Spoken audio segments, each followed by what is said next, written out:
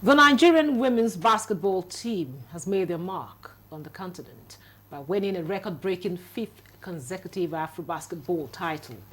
This remarkable feat cements their status as the undisputed queens of African women's basketball. The Tigress defeated Mali 78-64 in the final, showcasing their exceptional skills and teamwork in the tournament. The team remained unbeaten in the tournament for nearly a decade, with 29 consecutive wins since 2015. This win guarantees the Tigress an automatic berth at the 2026 FIBA Women's World Cup in Berlin, Germany, with Coach Rena's leadership being instrumental in the victory, making her the first female coach to win back-to-back titles with the national side. Join us on the program to explore on the Tigress victory and more. I'm Victoria Clinton. Welcome.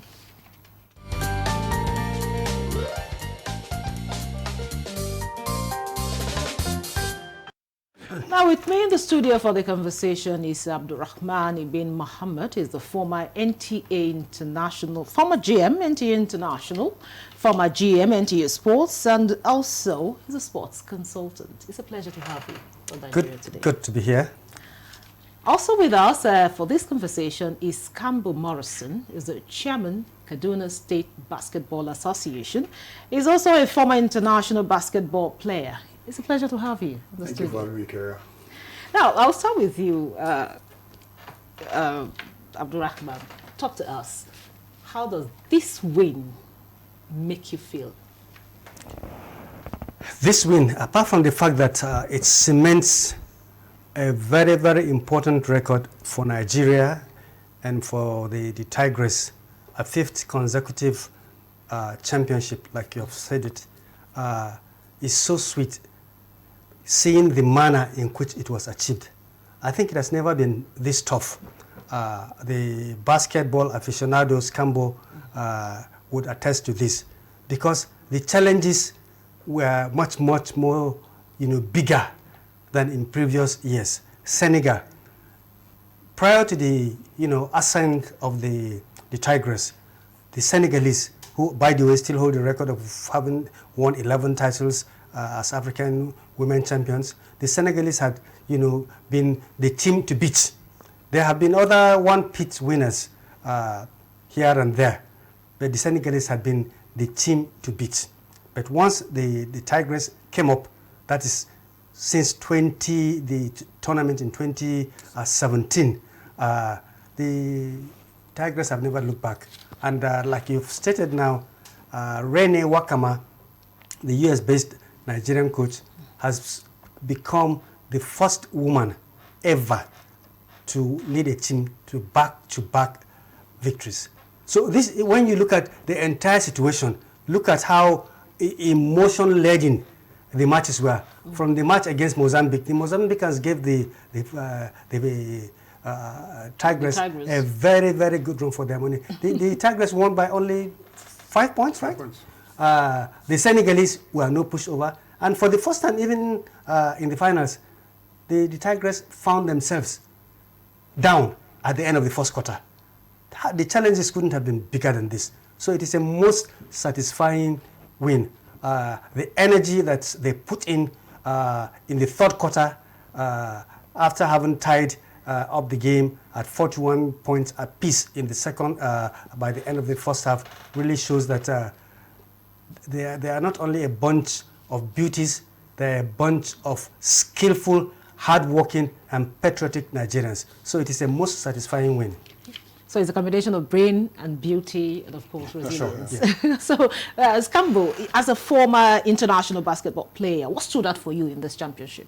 Yeah, I want to say a very big thank you to one of my mentors, for a long time. I'm just meeting here after many times. Thank you, sir, and thank you for the great things you have done for me, and for me also. Scambo, you've earned your place. Thank you very much, sir. Thank you very much, sir.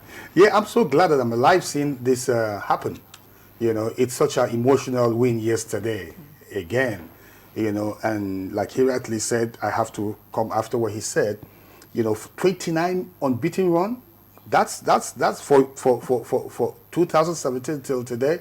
I mean, I'll just keep counting. Just keep. It doesn't happen usually in sports. It's not common. You should win this, lose this. You can win the cup by losing some. So I'm so excited watching those girls come from most of the matches coming from behind and winning at the end. The Nigeria team do us. Now, what does it tell about the resilience of this Nigerian spirit in these women? You know, people like to spew out the word Nigerian spirit. Nigeria not the carry last. Yes, so. People may just say it for the sake of saying it. But in reality, the patriotic zeal of the Nigerian, when it dawns on you that the fact that 200 plus Nigerians are looking up to you and your colleagues to deliver, the feeling is just that you cannot fail. And once the structure is put right, you can even see even much more. The Falcons did it. We saw the hard way just a week or so ago. Now the Tigress have done it also in a hard way. Like they say, when the going gets tougher, it's the toughest that gets going. So when you put a Nigerian against the wall in a competitive spirit, you can bet the Nigerian will dig deeper, deeper, deeper. Never mind the fact that a school of thought seems to think that, well, 80 or 90% of the Nigerian players actually don't live in Nigeria. So what? Their parents have the Nigerian blood. They have the Nigerian blood. Have the Nigerian blood. They carry Nigerian passports, and there's nothing wrong about you representing your country, even if you reside in another man's country. You see, the Nigerian spirit keeps pulling them. Let me give you a story of one Michelle Alozie. She's a footballer. She got into the Nigerian team and actually played a part in the team's victory last week. She was never in the Nigerian roster. What happened was that the Nigerian team had gone to the USA on a playing tour, and somehow not all the players had arrived at camp. And the coaches were just looking for anyone that is a Nigerian to make up the team, so that at least there can be the semblance of a complete team in training. And Michelle Alozie was approached, and she said, well, for heaven's sake, I wasn't even invited, but I'm going to give it a try.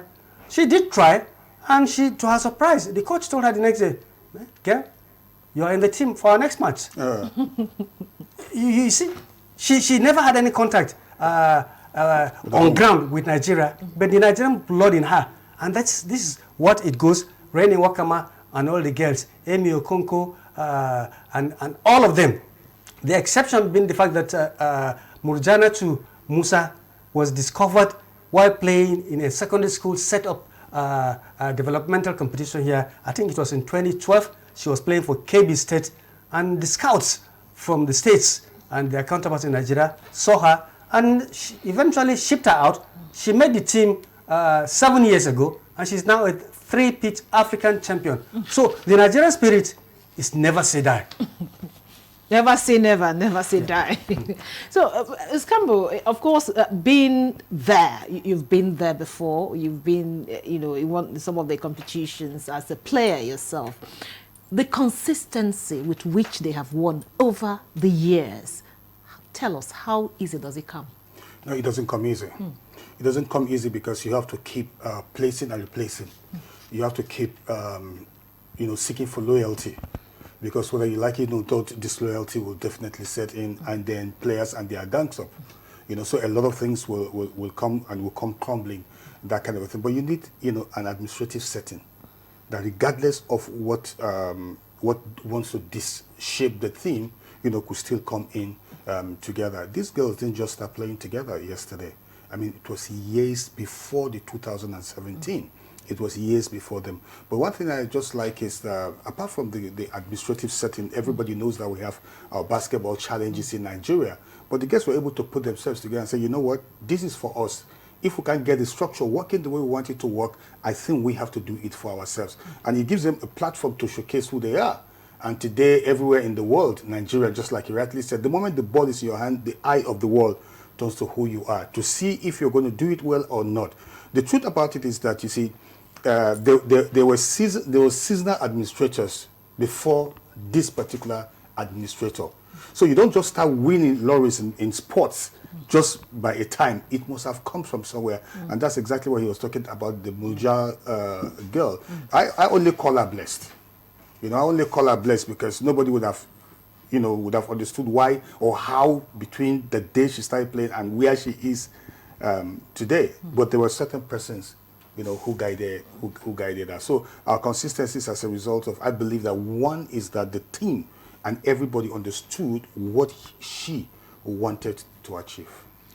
Now we'll take a short break now. The conversation will continue after the break. Don't go away. The implementation of the ruling is also dependent on another aspect or another arm of government. Nowhere in the world will allow under digital economy for banks not to be dispensing domestic currency in that economy. What will make this one different? We want to know what they do as occupation. All of these are attributes that our questions have been designed to investigate. In a few days to come, you see that we are all around their own crannies and everywhere in Nigeria, telling people to cooperate. Welcome to Nigeria Today.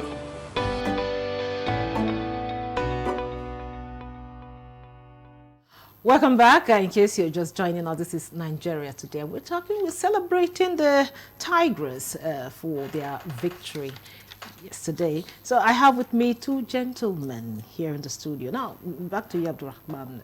Tell us, what does this win mean to the development of basketball in Nigeria? Because everybody keeps talking about football, but here we have basketball.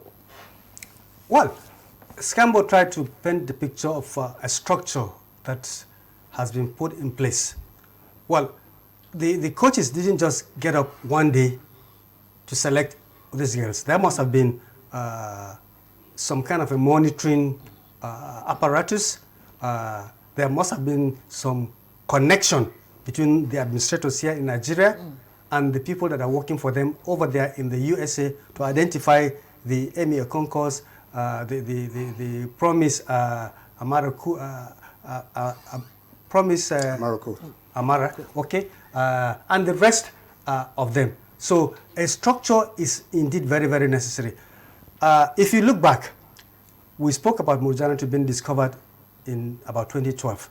At that point in time, there was a board of the NBBF in place, which saw to the organization of that competition. There are one or two companies who gave the sponsorship, okay? There was a sitting sports minister. That is a structural base that was put in place for the discovery of young talents. And to the best of my knowledge, that structure is still in place. Never mind that the superstructure for the administration of Nigerian basketball, from time to time, that is the NBBF, we do have one or two squabbles here and there. But at the time that they're required to come together and cooperate, they come in and deliver the goods. But can you imagine if there are no divergences, there are no distractions, they come together, we would even probably be achieving more. So my appeal is that the NBBF should put their acts together. They have done extremely very well from the days of the guy who was president before Musa Kida, Tijani Umar, TJ, now Musa Kida, and the rest of them who are surrounding them, Colonel Sam Amedu, Mr. Babs Ogunade, and the rest of them. Once they put their house in order and they cooperate, the sky would be the limit. The talents are there.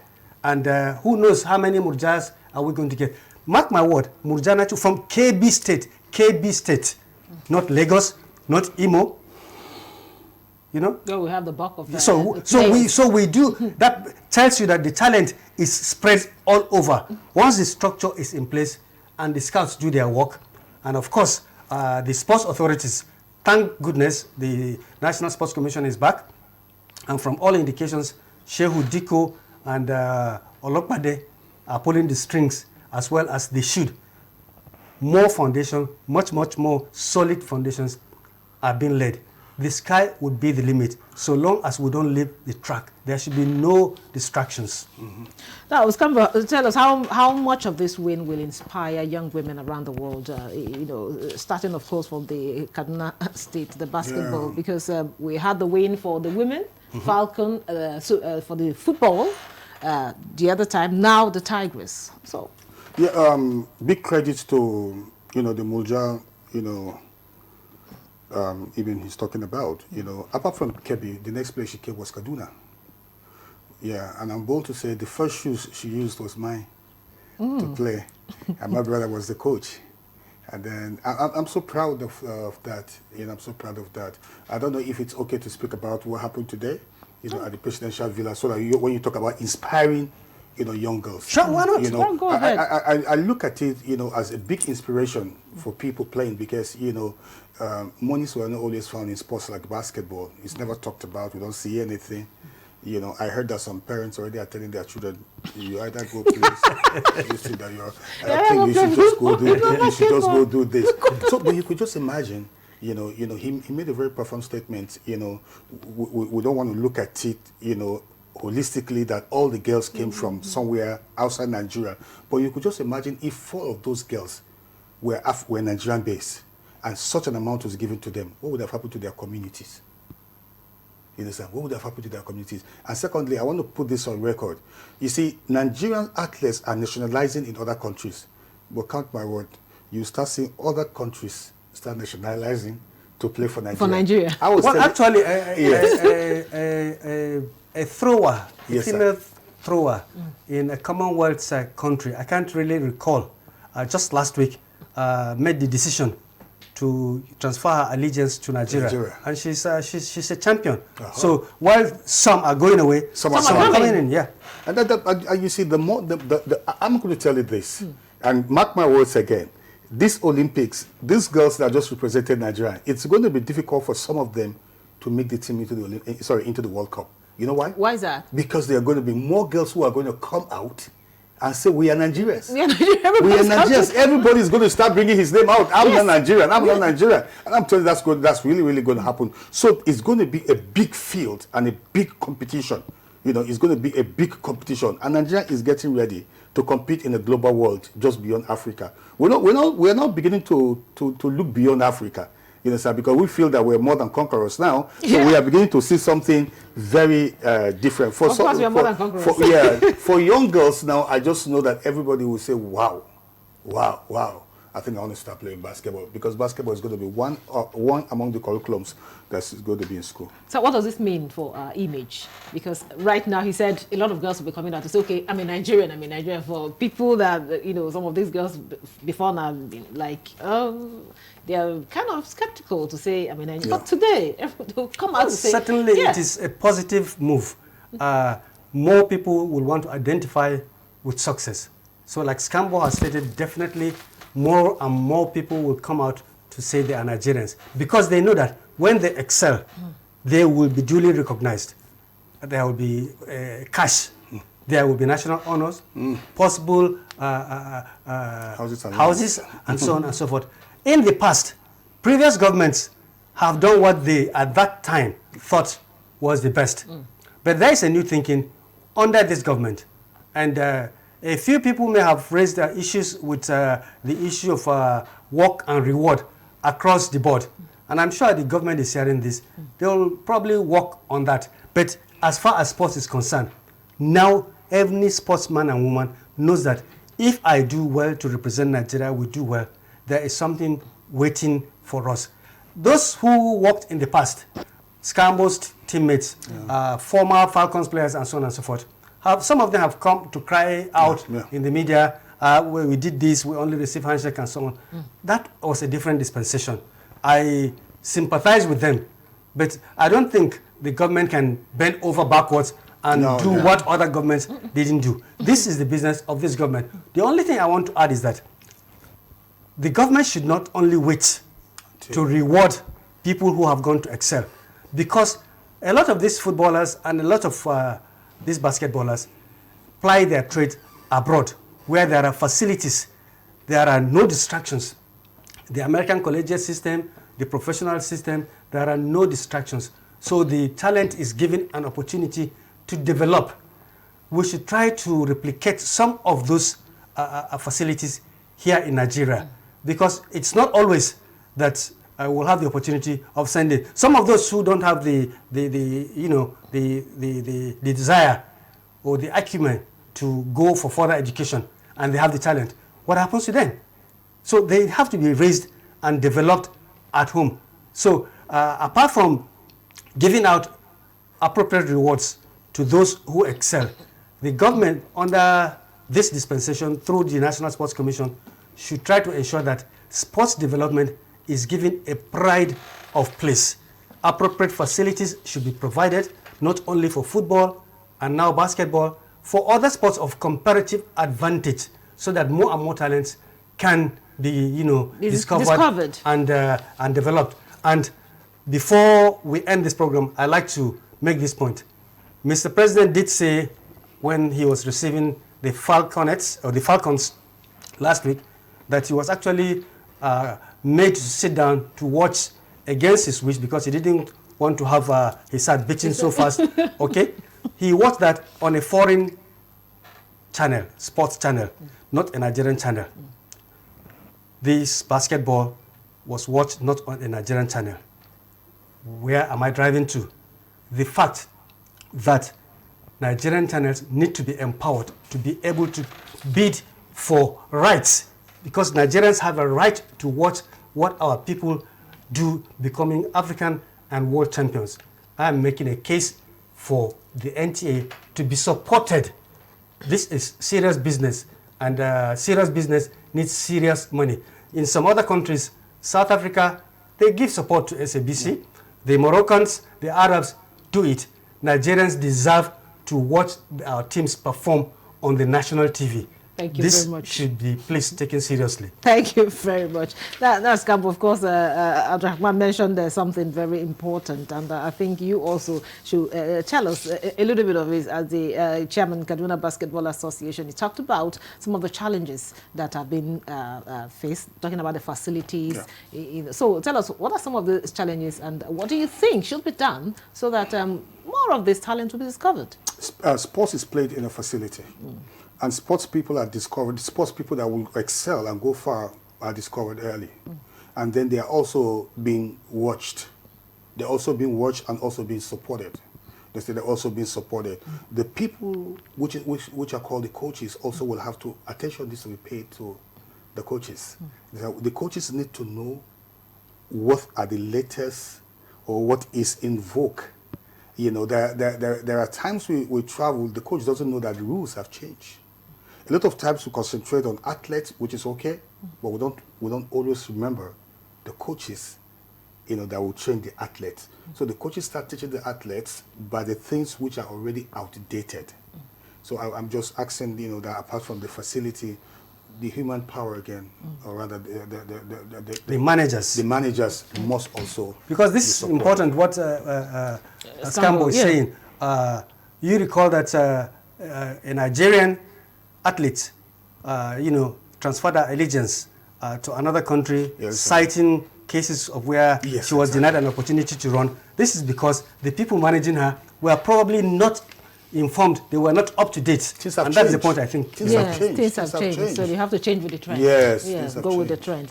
And of course, we hope we'll start also receiving more wins from the Super Eagles, and also our male team of the basketball. Yeah, we hope. In 2 weeks we should be in Angola. Because we're talking about the girls, the women. We also want to hear from the men. We'll be participating in the Nations Cup, the same with the girls, in 2 weeks in Angola. In basketball, that is? Yes, sir. 2 weeks. Well, thank you very much, gentlemen. And a very big thank you to Abdurrahman Ibn Muhammad, as a former GM NTA International, former GM NTA Sports, and of course, sports consultant. Thank you so much for your time. Welcome. Coming on the program.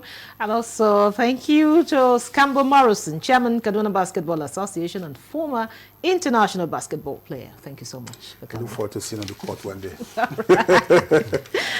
And thank you for being part of the program. I'm your carrier, Clinton. Goodbye.